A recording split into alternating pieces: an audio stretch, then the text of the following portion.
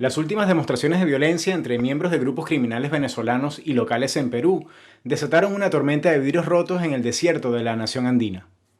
Hoy, una mezcla de estupor, tensión y desconfianza recorre algunas calles del Perú, donde muchos piensan que una comunidad de migrantes es la responsable de todas las calamidades de este país latinoamericano. En medio de la más reciente violencia, nos preguntamos si acaso estamos en los albores de una inédita guerra por xenofobia en Sudamérica, una guerra auspiciada por el chavismo venezolano.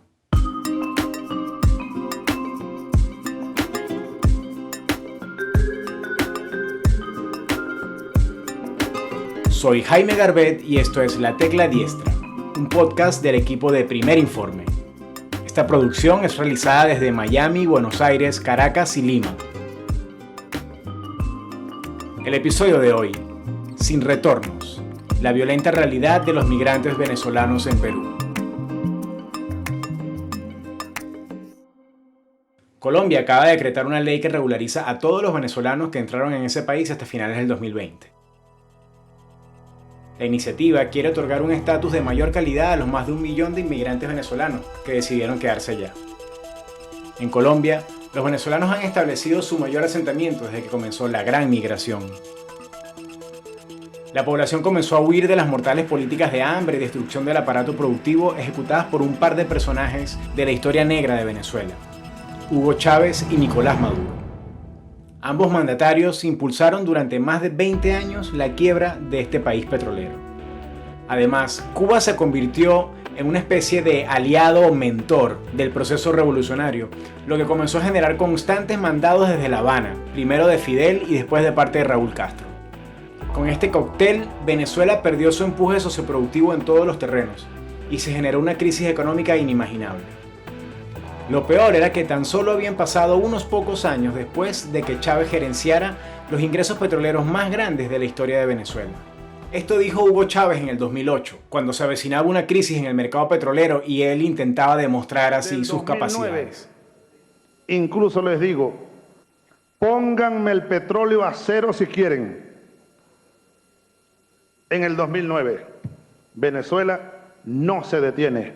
Venezuela no entra en debacle económica.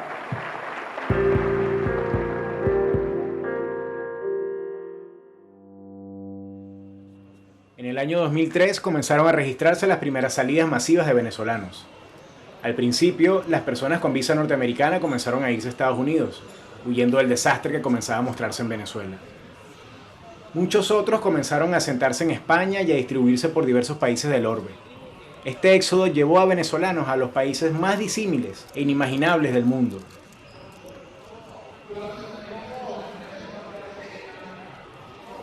Pero en Sudamérica, la situación era totalmente distinta. Cuando el deterioro de los servicios públicos se aceleró en Venezuela, llegaron los bajos precios del petróleo y la corrupción dominaba todo el aparato público del chavismo, se desató una hiperinflación que en los últimos 12 meses se ubica en más del 3.600%. Por esto, y por una profunda descomposición social en el país, el desplazamiento forzado y masivo fue inevitable. A los caminantes, como se les comenzó a llamar, se los veía en filas dando pasos por carreteras desde Colombia hasta Chile, atravesando Ecuador y Perú. Hasta Argentina y Uruguay llegaron otros cientos de miles. Todos huían de la pesadilla chavista y dejaban atrás vidas recorridas, familias rotas y una nación que ahora desde afuera ven cómo se sigue hundiendo. Las mochilas tricolor que Maduro regaló en las escuelas públicas de Venezuela se convirtieron en el símbolo de cómo el fracaso socialista terminó recayendo en la espalda de quienes abandonaban Venezuela. La migración venezolana se hizo tan masiva que llegó a convertirse en la mayor movilización humana de la historia reciente en la región, según afirmó el Banco Mundial. El panorama se hacía más devastador año tras año, al punto de que en septiembre del 2018 el representante regional de ACNUR para Estados Unidos y el Caribe comparó la crisis con la escalada migratoria producida a causa de la guerra civil en Siria. Para finales del año 2020, más de 5 millones de venezolanos habían salido del país. ACNUR estima que para finales de este año la cifra habrá llegado a 7 millones. ACNUR también promedió que diariamente están saliendo de Venezuela cerca de 5.000 personas.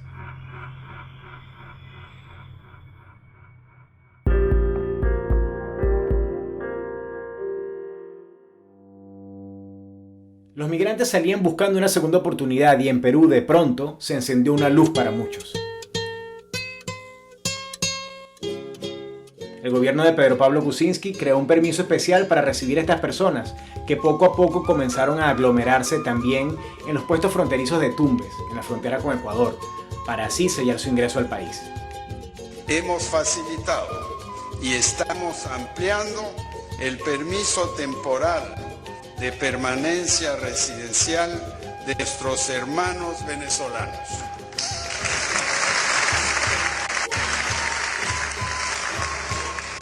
Son bienvenidos a nuestro país democrático. 2017 fue el año en el que aumentó de una forma desproporcionada la llegada de venezolanos al Perú, especialmente por la vía terrestre. Para el 2016 habían 27.000 venezolanos en Perú, y para el 2021 la cifra ya puede estar superando al 1.200.000. La periodista venezolana Mirelis Morales, quien cubrió la fuente para diversos medios internacionales desde 2018 en Lima, detalla el contexto que llevó a tantos venezolanos a este país.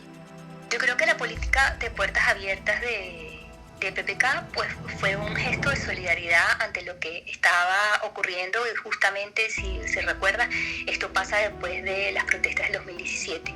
Lo que ellos no se imaginaban es que esa medida iba a atraer a esta población. O sea, ellos no esperaban en ningún momento que ese llamado trajera a Perú a más de 800.000 personas. Es que no solamente era la llegada de venezolanos, recibirlos, sino también atender a sus necesidades, porque estábamos hablando de que comenzó a llegar población muy vulnerable, en condiciones muy precarias, gente que comenzó a llegar caminando al Perú. Entonces, o sea, no solamente era abrir las puertas, sino atender las necesidades que esa población requería, ¿no?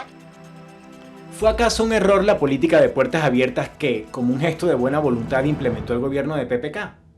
Le preguntamos eso a Herbert Holguín, un periodista peruano que conoce muy bien sobre la experiencia de emigrar.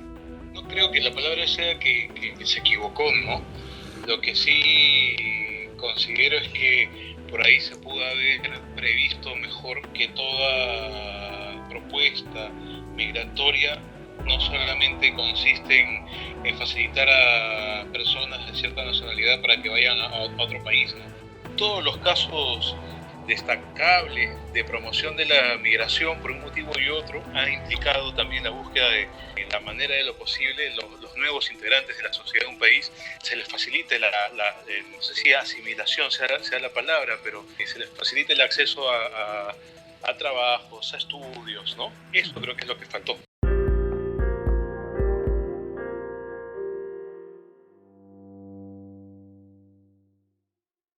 Vaya que sí, continuamos. Sigan los éxitos. Sigue tu nueva crema internacional. Van a seguir bailando. Marcando, maestro. Sin embargo, en Perú ya mostraban recelos con el cambio del paisaje. Es que para un país tan frágil socialmente como este, la llegada de cerca de 1.200.000 venezolanos, la mayoría desesperados por techo y trabajo, generó un impacto que cierta parte de la población no asimiló de la mejor manera. Pronto comenzaron las denuncias y los reportes de la prensa televisiva e impresa sobre acciones delincuenciales llevadas a cabo presuntamente por criminales llegados de Venezuela. Periódicos, políticos y canales de televisión hicieron su parte, dedicándole más centimetraje y minutos a los hechos donde participaban venezolanos. Herbert Holguín nos analiza la situación periodística en esa nación sobre el tema migratorio. La cobertura, el trato de los medios peruanos a este tema es un síntoma más de cómo el Perú no es un país acostumbrado a la recepción de inmigrantes, ¿no? Perú más ha sido un país de gente que sale que gente que llega, desde los titulares, desde los contenidos que invitan a generalizar ciertos temas, ¿no? Me refiero específicamente a los hechos de violencia, temas policiales, ¿no?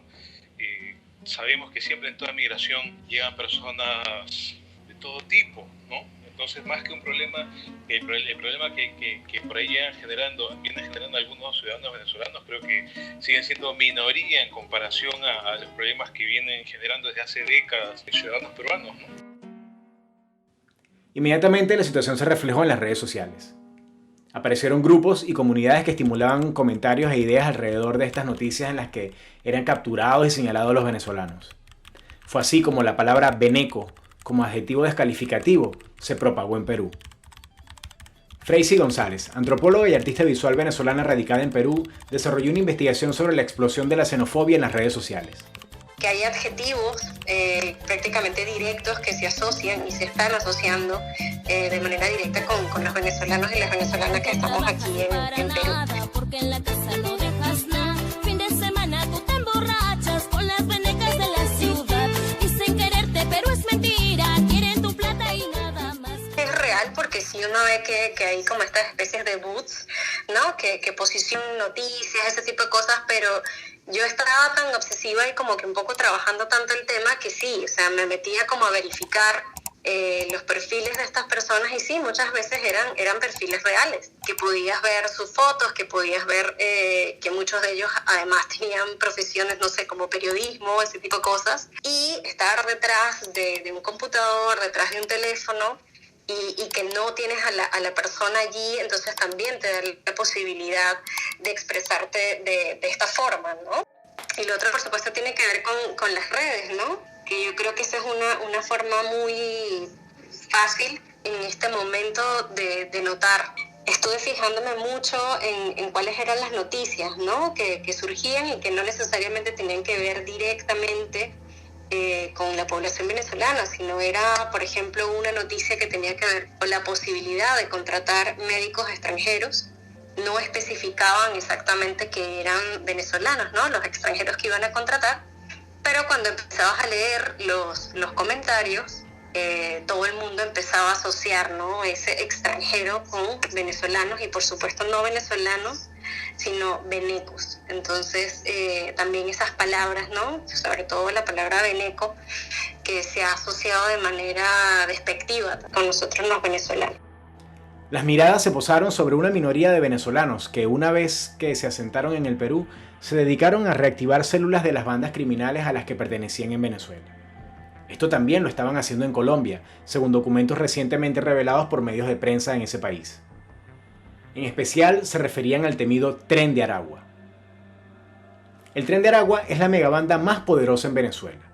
Tiene su sede en una peligrosa cárcel del centro del país desde donde coordinan todo tipo de operaciones criminales, con alcances en una gran parte del territorio nacional. Sus vinculaciones con el gobierno chavista son señaladas después de que logran convertirse en una banda de mucho poder. Esto ocurre con la llegada de Tarek El Aizami a la gobernación del estado Aragua. Durante el mandato de El Aizami, esta región de Venezuela se convirtió en la primera en homicidios del país, y existieron señalamientos de que el gobierno chavista trabajó de la mano de estas bandas, dándoles cuotas de poder y asociándose en actividades ilícitas. No en vano, El Aizami es solicitado por los Estados Unidos, acusado de narcotraficante. Se estima que algunos de los elementos de este grupo delincuencial ingresaron al Perú en 2017 para activar una célula de la banda, pero tras algunas operaciones furtivas, estos delincuentes fueron capturados en Lima antes de llevar a cabo un gran asalto. Saca todo lo que hay, saca todo lo que hay.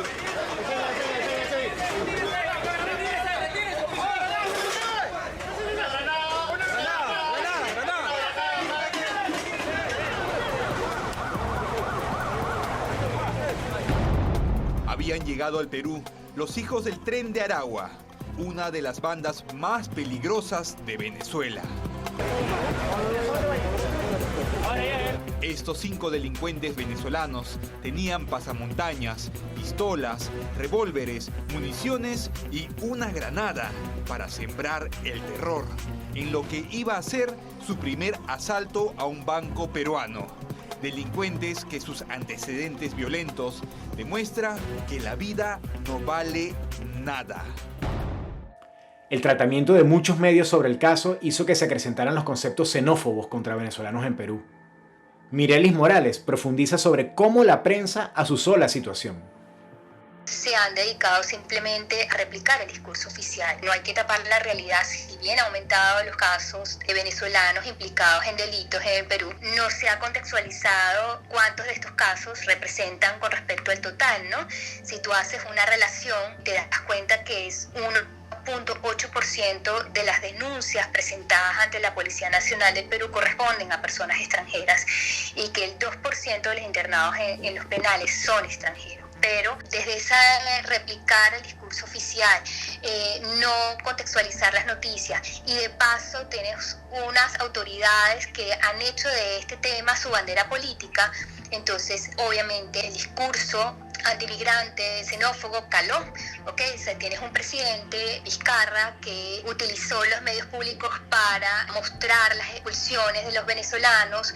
Tenías hasta entonces un ministro que era Carlos Morán, que es el ministro de Interior, que todas las semanas estaba con el tema de los venezolanos. Incluso se habló de crear una brigada especial que era prácticamente en contra de los venezolanos, o sea que por supuesto era absolutamente discriminatoria, ¿no?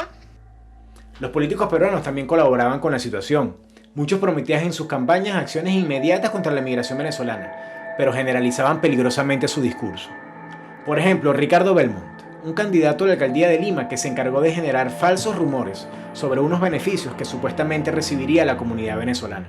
A estos venezolanos que han venido a trabajar al Perú, a quitarle trabajo a los peruanos, esa es la verdad del asunto. Más de 1 millón de venezolanos vendrán de aquí a fin de año con todos los beneficios que un peruano tiene. Es decir, este operativo pensado, planeado, tiene un objetivo: darle el voto a los venezolanos en estas elecciones. Mientras tanto, en el Congreso de la República, la representante Esther Saavedra emitió una propuesta xenófoba en el Pleno del Poder Legislativo del país. 1 millón de inmigrantes, entre legales y ilegales, entre trabajadores y bandidos delincuentes, tienen que comer, tienen que dormir, vienen a quitar trabajo a nuestros peruanos, señores. Señor presidente, por intermedio suyo decirle al señor Vizcarra, qué grande le ha quedado el cargo. Quiero decirle por intermedio suyo, presidente, es el presidente de todos los peruanos, no de los extranjeros que vienen delincuentes, no de venezolanos, malos o buenos, tienen que salir del Perú, que se evalúe, señor presidente.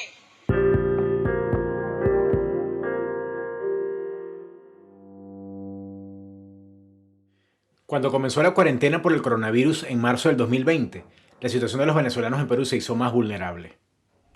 Y mientras parecía que las urgencias del coronavirus superaban las diferencias xenófobas, un nuevo suceso revivió el conflicto. Se hizo viral un video de unos supuestos hombres venezolanos que, armados y en motocicleta, disparaban al aire en una zona residencial de Lima, en una muestra de poder criminal.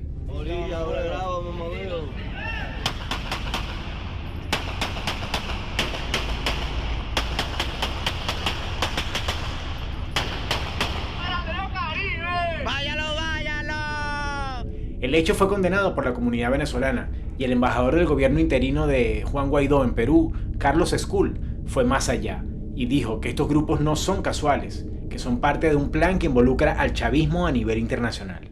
Estos no son hechos fortuitos, estos son unos criminales que vienen de Venezuela, que también son criminales allá, porque esto es un plan, y yo lo tengo que decir y lo digo con mucha propiedad, de que esto es algo premeditado por el régimen de Nicolás Maduro para causar desestabilización, para generar exactamente eso, que haya un rechazo hacia los venezolanos y después decir que no solo en Perú, sino en otros países de la región hay xenofobia contra los venezolanos por eso. Por su parte, en Venezuela Maduro parecía burlarse de la situación y ofrecía ayudar solo si la ONU le financiaba su plan.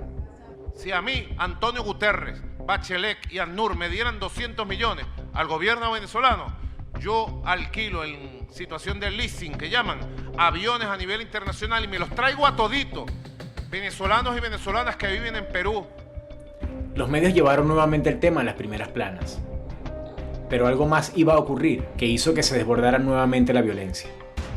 En el departamento de Trujillo, un pistolero peruano asesinó de varios balazos a un comerciante venezolano, tras este negarse a pagar una vacuna por trabajar en el lugar. La noticia causó polémica porque la muerte de Orlando Abreu, de 27 años, a manos del ahora confeso asesino con antecedentes, Oscar Narro, alias Cara Cortada, no se hizo pública sino un mes después de ocurrida. Las críticas a los medios aumentaron, pues fueron acusados de ocultar este tipo de casos. La situación escaló con bandas venezolanas, presuntamente activas en el Perú, que se grababan amenazando con desatar una guerra. ocurrió una proliferación de videos de presuntos venezolanos vengando la muerte del compatriota en Trujillo, con ataques a peruanos en las calles y también otros que mostraban el rechazo de peruanos a venezolanos. Pero uno llamó mucho la atención porque en este se trasladaba este conflicto a otro país. En un puente de Colombia, presuntamente unos venezolanos sometieron a un joven a quien le preguntaron su nacionalidad. Silvano Oblitas, que así se llamaba la víctima, les confirmó que era peruano y de inmediato fue lanzado desde las alturas, quedando todo registrado en video. El asunto generó la respuesta, esta vez de las bandas criminales peruanas, que amenazaban generalizando a los venezolanos en Perú. Ya, acá en el Perú estamos los frío, qué concha. Todo esto voy para tu cabeza, mira. Venezuela, con concha, malpagado. Todo el plomo va por tu cerebro. El peruano, el frío. Mira. Al final, la policía atrapó a Cara Cortada, y al parecer las aguas se calmaron, al menos por un tiempo.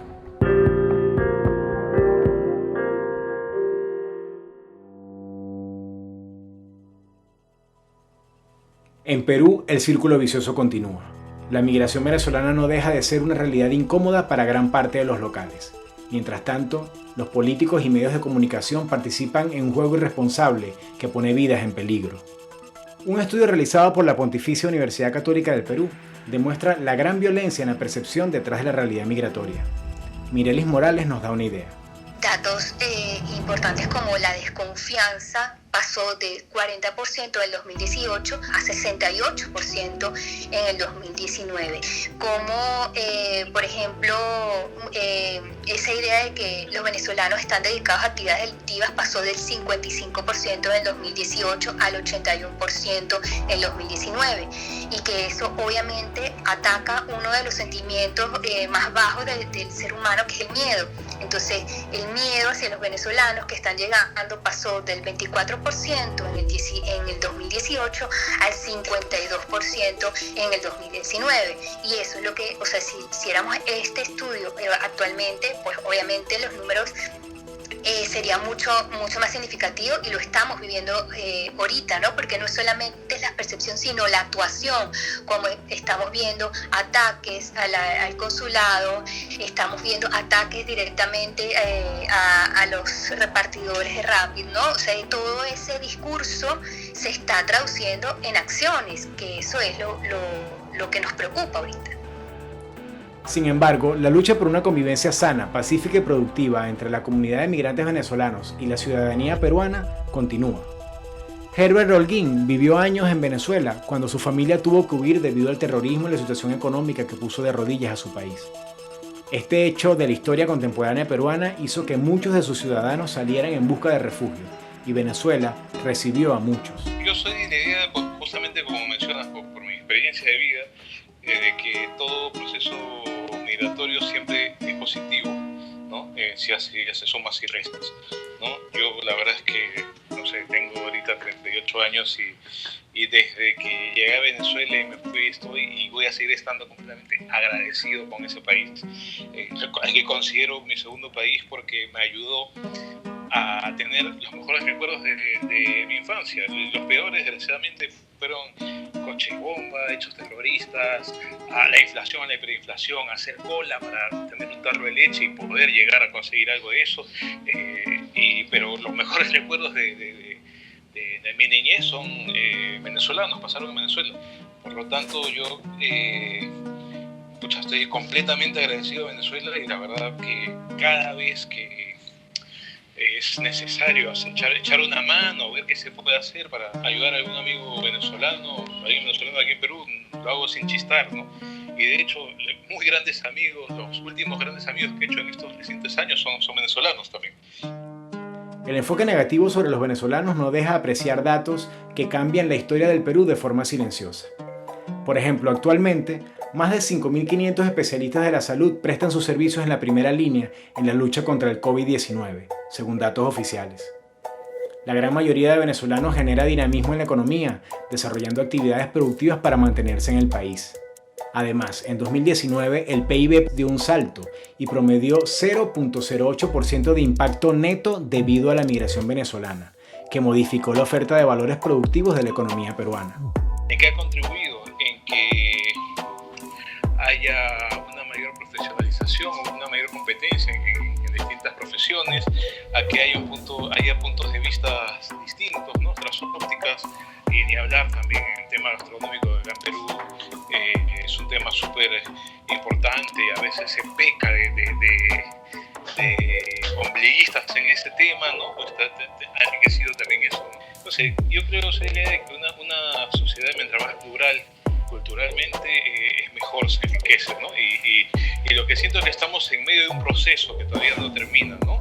Estamos aún ante la novedad, y ante toda novedad siempre hay algunos aspectos que por ahí pueden sorprender, pero yo creo que a la larga, cuando dentro de unos años se va a ver mejor todo lo que la comunidad venezolana ha venido y está contribuyendo al país, ¿no?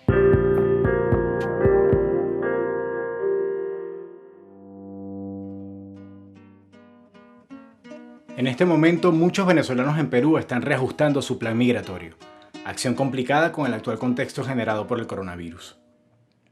En 2019, más del 90% de los venezolanos en Perú manifestaron su intención de quedarse a vivir en ese país, según datos recogidos por el Instituto Nacional de Estadística e Informática. Pero la xenofobia y la pandemia con sus medidas restrictivas los hicieron cambiar de parecer. Al día de hoy, cerca de un 20% de ese grupo está buscando salir del país andino a como dé lugar, según ACNUR. Nadie quiere vivir señalado y observado, cargando la cruz de una nacionalidad manchada por un proyecto político que frustró las vidas de millones de venezolanos. Y mientras los candidatos presidenciales peruanos siguen buscando votos, haciendo propuestas de expulsión inmediata, castigos sumariales y exposición pública de los extranjeros ilegales, ninguno cuestiona con dureza a los creadores de esta crisis latinoamericana que se encuentran manejando el poder desde Caracas. Este podcast es producido por el equipo editorial del portal Primer Informe, dirigido por el periodista Casto Ocando. Jaime Garbet estuvo a cargo de la producción general y de la edición de sonido. Paulo Soto compuso el tema musical.